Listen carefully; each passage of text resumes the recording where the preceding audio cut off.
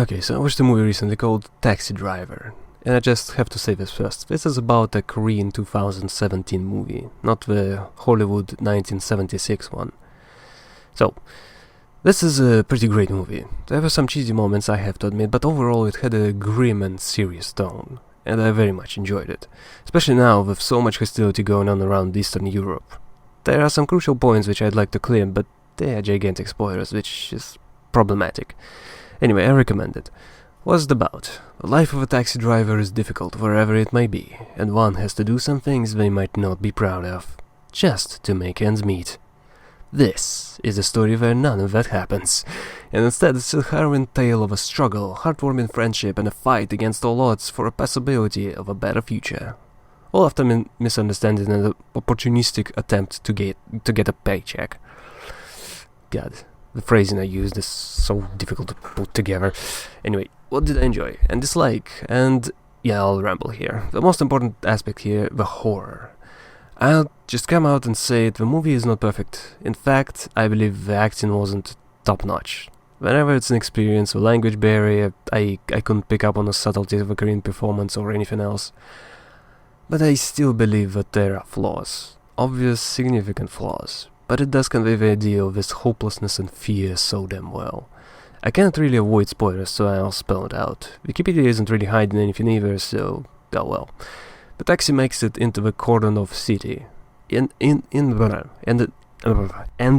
there, the military does whatever it takes to protect the peace. Or so they say.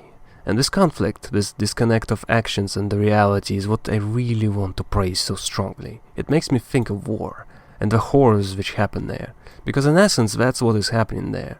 The people are dying left and right. There are not enough places in the hospitals. The phones and any kind of communications are cut off. The people are scared, lost. They weep for the fallen, yet they're unable to even help them as military opens fire every so often.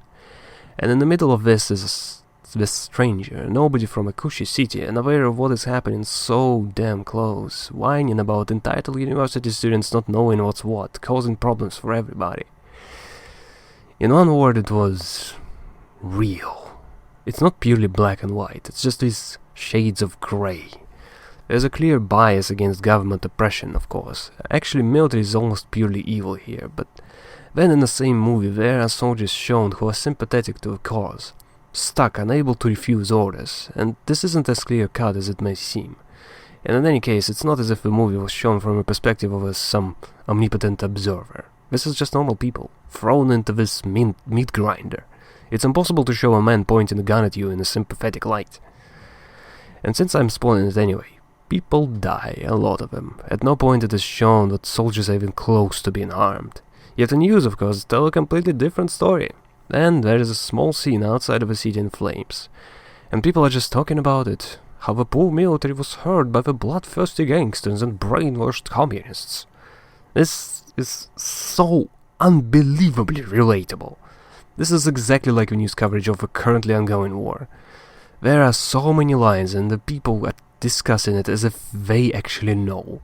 And I look at the combat footage at the corpses being almost as common as rocks and trees as soldiers move past them without even a brief acknowledgement.